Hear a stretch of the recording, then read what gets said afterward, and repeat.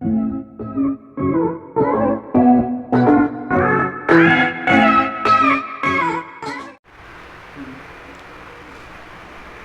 guys, once again welcome back to your very own station of economics. It's economics time. Hi dear students, my name is Sandeep and I hope you all are doing well. जैसा कि आप सभी को पता है कि इससे previous lecture में जहां हमने डिस्कस करे थे जीडीपी के दो मेजरमेंट, एक रियल जीडीपी और एक नॉमिनल जीडीपी, और हमने आपको ब्रीफली समझाया था कि क्या होता है हमारा रियल जीडीपी और क्या होता है नॉमिनल जीडीपी। अगर आपने अभी तक हमारी वो वीडियो नहीं देखी है तो आई बटन में दिए हुए वीडियो को जाकर ज़रूर देखें, जिससे आपको ये समझ में आ जाए कि हमारी रियल जीडीपी और नॉमिनल जीडीपी क्या होती है। आज हम उसी से रिलेटेड एक और कॉन्सेप्ट लेकर आए हैं जिसका नाम है जीडीपी वेलफेयर।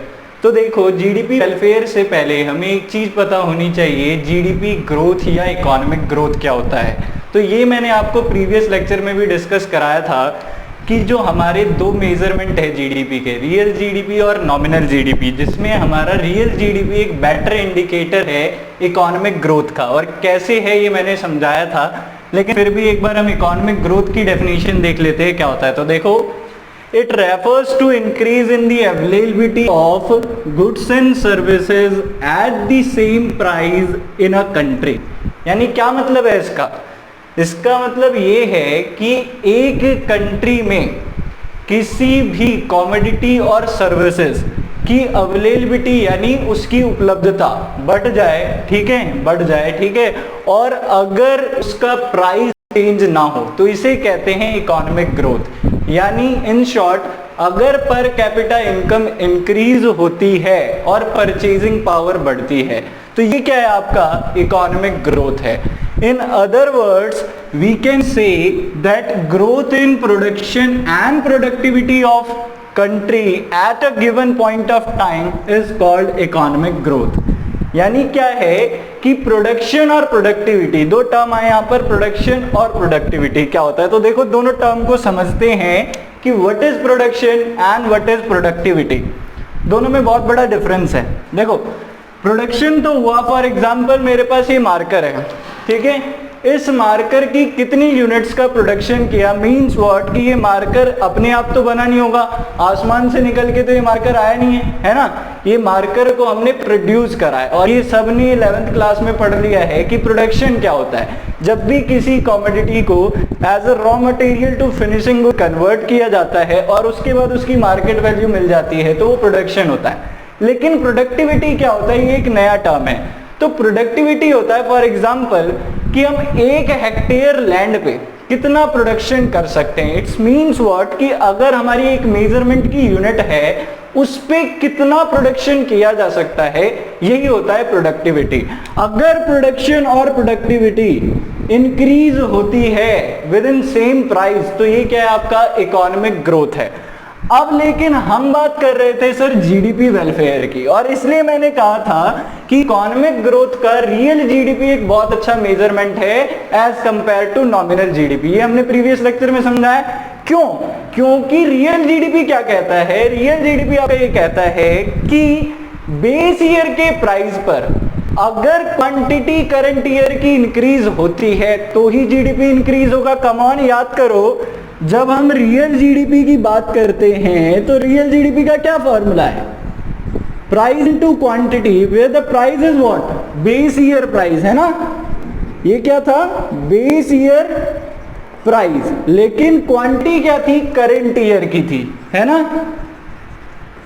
हमने ये पढ़ा है कि current year quantity into base year price, ये हमारा रियल जीडीपी का फॉर्मूला होता है। अगर आपको ये नहीं पता तो इट्स मींस आप फिर मिस कर रहे हो क्या? इससे प्रीवियस लेक्चर, तो प्लीज वो जाकर देखो, ठीक है। अब देखो इसमें क्या है, तो यहां इंक्रीज किस चीज की वजह से होता है? यहां जीडीपी सिर्फ इंक्रीज क्वांटिटी के इंक्रीज होने से, यानी आउटपुट के इंक्रीज होने से होता है। क्यों?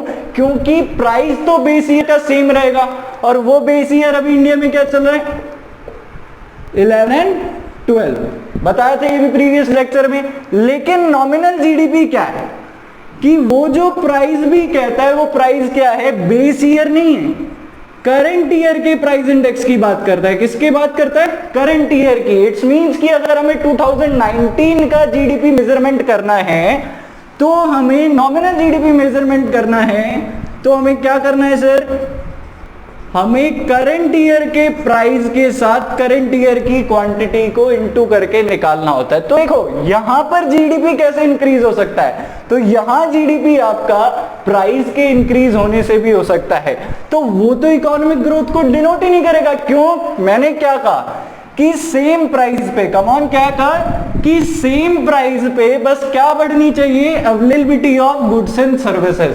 तो गुड्स एंड सर्विसेज यानी आउटपुट कांस्टेंट रहे, आउटपुट ना बढ़े लेकिन प्राइस बढ़े, तो क्या होगा, तो इससे तो अवेलेबिलिटी और कम हो जाएगी, परचेजिंग पावर और कम हो जाएगी, तो इकोनॉमिक ग्रोथ तो नहीं होगा। क्लियर है? ये हमने प्रीवियस लेक्चर में पढ़ लिया था। अब देखो कि जीडीपी वेलफेयर क्या है। मैंने यही चीज कही थी कि रियल जीडीपी इकोनॉमिक ग्रोथ को तो डिनोट करता है, लेकिन जीडीपी वेलफेयर को हमेशा डिनोट नहीं करता। क्यों नहीं करता? क्योंकि उसकी कुछ डेफिनेशन है। वो डेफिनेशन क्या है? देखो, इकोनॉमिक वेलफेयर की क्या डेफिनेशन है आपकी, या GDP welfare, economic welfare defined as an increase in the level of quantity और quality of life of people living in a country along with economic growth. तो ये थी डेफिनेशन। अब देखो ये क्या कह रही है, ये चीज कह रही है कि इस इकोनॉमिक ग्रोथ के साथ साथ लोगों की भी समृद्धि होनी चाहिए, यानी लोगों का भी ग्रोथ होना चाहिए।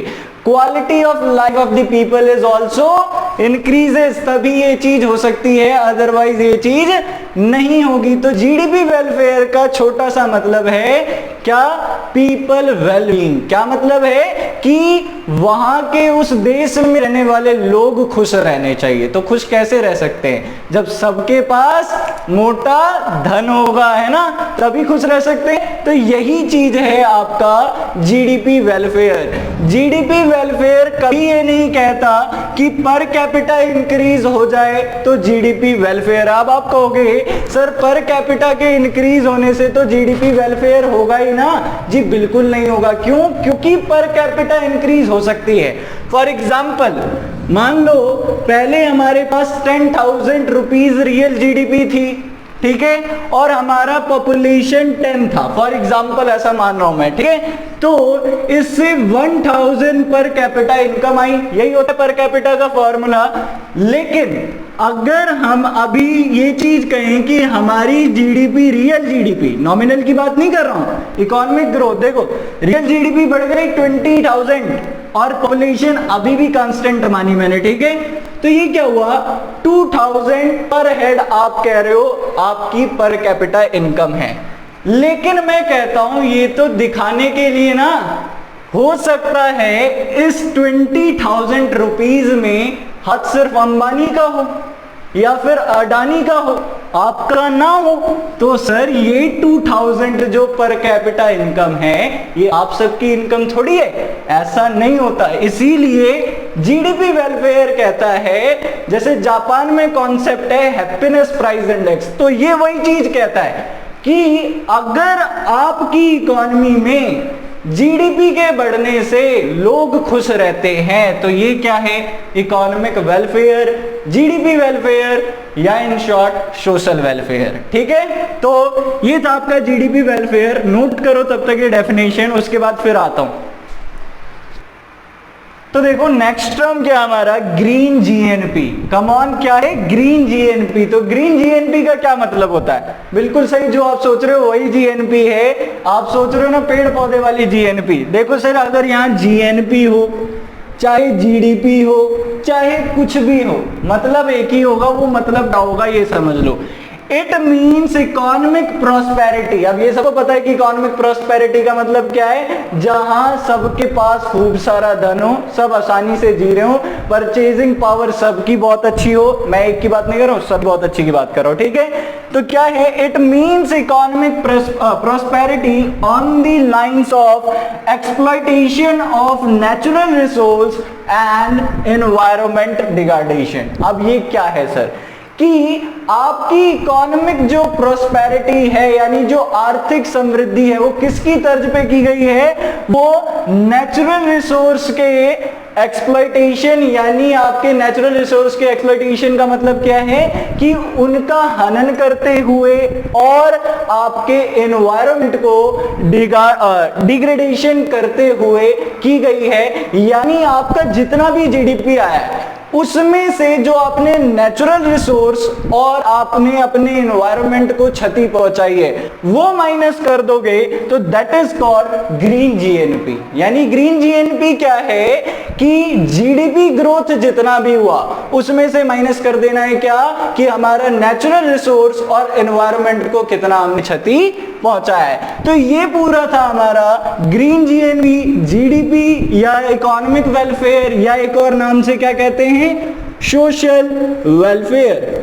क्लियर है, ये चीज थी और ये था हमारा इकोनॉमिक ग्रोथ। ये तीनों एक दूसरे से रिलेटेड थे। अब देखो हमें एक टर्म डिस्कस करना है। अभी बताया था ना कि रियल जीडीपी हमेशा जीडीपी वेलफेयर को डिनोट नहीं करता, वो इकोनॉमिक ग्रोथ को डिनोट कर सकता अगर इंक्रीज होगा। नॉमिनल तो किसी को ही नहीं करता, रियल आपकी इकोनॉमिक ग्रोथ को करता भी है लेकिन हमेशा जीडीपी वेलफेयर को डिनोट नहीं करता। अब वो समझेंगे, कुछ लिमिटेशंस है उसकी, तो ये मिटा रहा हूं।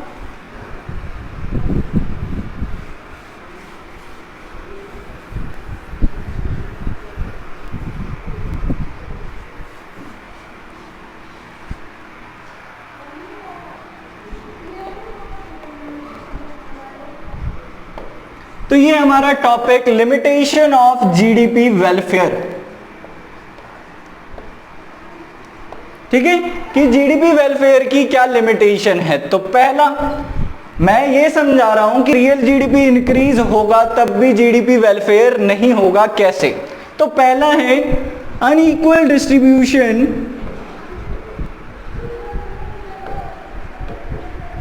Of income. यानी जो अभी पिछला एग्जाम्पल समझाया था कि रियल जीडीपी 10,000 से इंक्रीज होके 20,000 हो गई due to increase in the production. तो सर ये इकोनॉमिक ग्रोथ है?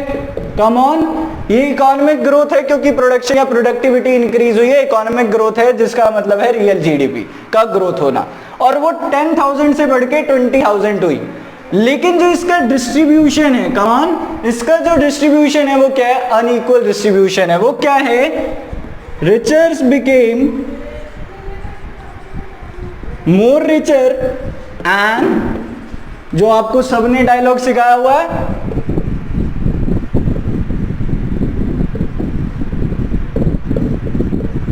ठीक है, कि आपका जितना भी पैसा है वो किसके पास जा रहा है? जो अमीर लोग हैं उन्हीं के पास जा रहा है। क्यों?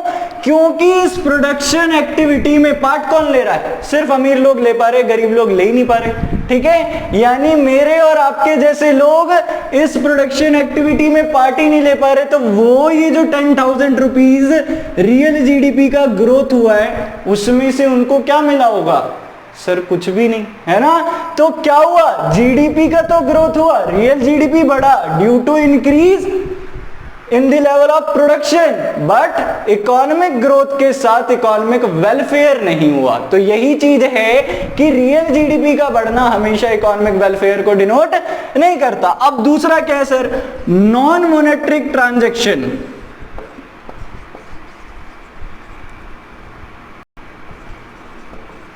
ठीक है, नॉन मॉनेटरी ट्रांजैक्शन क्या होते हैं? देखो कि आपका रियल जीडीपी बढ़ा लेकिन आज भी हम बिहार या ऐसे छोटे मोटे गांव में चले जाते हैं तो वो क्या होता है कि आज भी बिना पैसों के लेन देन चलता है कि अगर सोन पापड़ी खानी है तो अपने बाल दे देने सर, मिल जाएगी सोन पापड़ी। तो ये क्या है? इसको जीडीपी के कैलकुलेशन में तो मेजरमेंट ही नहीं किया जाएगा, है ना। तो ये जो जीडीपी इंक्रीज हुई है, ठीक है, जो रियल जीडीपी का ग्रोथ हुआ है, जिससे इकोनॉमी का ग्रोथ हुआ है, उन बंदों के पास तो वो पैसा पहुंचा ही नहीं।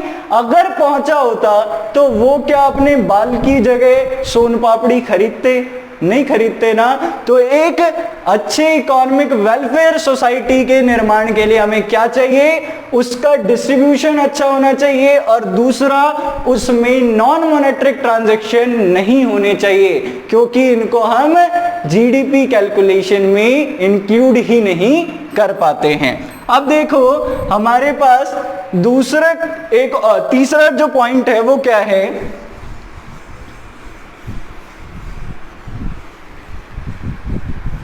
सबसे मेन पॉइंट है, याद रखना है,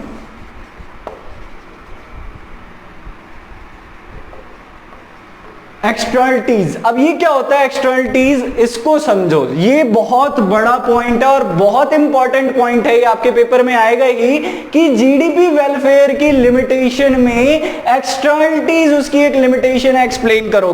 तो देखो पहले तो अभी समझाऊंगा व्हाट इज एक्सटर्नलिटीज और उसके बाद आपको समझाऊंगा इसमें होता क्या है। तो देखो एक्सटर्नलिटीज का मतलब होता है ये कि ऐसी कोई चीज जिसका आप यूज नहीं कर रहे हो लेकिन वो आपको अफेक्ट कर रही हो किसी ना किसी तरीके से। इट्स मीन्स व्हाट कि अगर ये मार्कर मैं नहीं यूज कर रहा लेकिन ये मार्कर फिर भी मुझे अफेक्ट कर रहा है तो दैट इज कॉल्ड एक्सटर्नलिटीज। समझ में आ गया? एक्सटर्नलिटीज का मतलब इतना ही होता है कि हम उस प्रोडक्शन एक्टिविटी या उस काम में पार्ट भी नहीं ले रहे फिर भी वो काम या वो प्रोडक्शन एक्टिविटी हमारे लिए किसी ना किसी तरीके से इफेक्ट कर रहा है। अब दो तरीके से इफेक्ट कर सकता है सर, एक पॉजिटिव और एक नेगेटिव। क्लियर है? दो तरीके से कर सकता है कि नहीं है? ऐसा थोड़ी अगर सिक्का उछालूंगा तो हमेशा टेल ही आएगा, हेड भी आ सकता है सर। तो इसी तरीके से दोनों तरीके से इफेक्ट कर सकता है, पॉजिटिव या नेगेटिव। अब ध्यान देना, अगर पॉजिटिव तरीके से करेगा वो चीज तो उसे कहते हैं पॉजिटिव एक्सटर्नलिटीज, अगर नेगेटिव तरीके से करेगा तो उसे कहते हैं नेगेटिव एक्सटर्नलिटीज। क्लियर रखो, अगर किसी प्रोडक्शन एक्टिविटी में आपने पार्ट नहीं लिया लेकिन वो प्रोडक्शन एक्टिविटी आपको हार्म कर रही है यानी नेगेटिव इफेक्ट कर रही है तो ये क्या है? नेगेटिव एक्सटर्नलिटीज है। लेकिन अगर वो आपको हार्म नहीं कर रही, फायदा पहुंचा रही है तो वो क्या है? पॉजिटिव एक्सटर्नलिटीज है। अब ध्यान दो, अब कहोगे अब समझाओ एक एग्जांपल से, तो समझो। देखो फॉर एग्जाम्पल कि मैंने अपने घर के बाहर गार्डनिंग कर ली, ठीक है, बागान लगा लिया, बहुत अच्छा सा सुंदर सा गार्डन बना रखा है और वहां बहुत सारे फूल लगा रखे हैं। अब वहां से जो लोग आसपास से जाएंगे उनको क्या मिलेगी? खुशबू मिलेगी, है ना? तो क्या ये उनको नेगेटिवली इफेक्ट करेगा? नहीं करेगा। अब वो उस प्रोडक्शन एक्टिविटी के पार्ट नहीं है, पार्ट प्रोडक्शन एक्टिविटी का मैं हूं लेकिन उन बंदों को पॉजिटिवली अफेक्ट कर रहा है तो ये है पॉजिटिव एक्सटर्नलिटीज। लेकिन अगर मैं सिगरेट पीता हूं, ठीक है, और मैं वो पब्लिक प्लेस पे कर रहा हूं, कम ऑन, उस प्रोडक्शन या उस एक्टिविटी का पार्ट वो पब्लिक नहीं है ना, लेकिन मैं वो चीज कर रहा हूं, ठीक है। अब उससे नेगेटिवली इफेक्ट होगी वो पब्लिक तो उसे कहेंगे नेगेटिव एक्सटर्नलिटीज। अब समझो कि ये जीडीपी वेलफेयर की लिमिटेशन कैसे है। फॉर एग्जाम्पल हमारा जीडीपी इंक्रीज होता है due to increase in the production of cigarette, ठीक है। सिगरेट्स के प्रोडक्शन के इंक्रीज होने से आपका जीडीपी इंक्रीज हो रहा है, ठीक है। क्यों? क्योंकि गवर्नमेंट का इससे टैक्स अमाउंट सबसे ज्यादा आता है, ठीक है। जो आपके जितने भी अल्कोहल वगैरह चीजें हैं, जितने भी ये आपके नशे के पदार्थ हैं, उनसे ज्यादा टैक्सेस वसूलती है गवर्नमेंट। अब इस टैक्स अमाउंट से जीडीपी तो इंक्रीज होगा सर, होगा, लेकिन वो जो सिगरेट्स बिक रही हैं उससे नेगेटिव एक्सटर्नलिटीज भी तो आएंगी, जिसका मतलब है फॉर एग्जांपल मैं सिगरेट पी रहा हूं, आप लोग नहीं पी रहे हो, ठीक है, लेकिन आपको वो हार्म करेगी, है ना। तो आपने तो उसके लिए ना पैसे पेड किए ना आपने उसको खरीदा, फिर भी वो आपको हार्म कर रही है। अब इसका नुकसान कौन भरे? तो आप कहोगे गवर्नमेंट भरे, लेकिन गवर्नमेंट नहीं भरती है, ये सबसे बड़ी दिक्कत है। लेकिन इसी को कहते हैं जीडीपी तो इंक्रीज हुआ सर लेकिन हमारा वेलफेयर कहाँ हुआ? उल्टा पब्लिक मरने को तैयार है। तो यही था आपका जीडीपी वेलफेयर के कुछ लिमिटेशंस। अगर आपको समझ में आ गए हो तो हमें कमेंट सेक्शन में लिखकर जरूर बताना। और हाँ, अगर अभी तक हमारी वीडियो को देख रहे हो तो प्लीज लाइक कर देना, कमेंट करो, शेयर करो और चैनल को अगर सब्सक्राइब कर सकते हो तो करो। और साथ में आपको मेरे चैनल में जाकर के एक चैनल दिखेगा जिसका नाम है दीप एजुकेशन, प्लीज उस चैनल को जरूर सब्सक्राइब करें क्योंकि मैं वहीं का टीचर हूं। तो हो अब आप सारी बातें समझ गए हो, तो अलविदा, फिर मिलेंगे अगली वीडियो के साथ।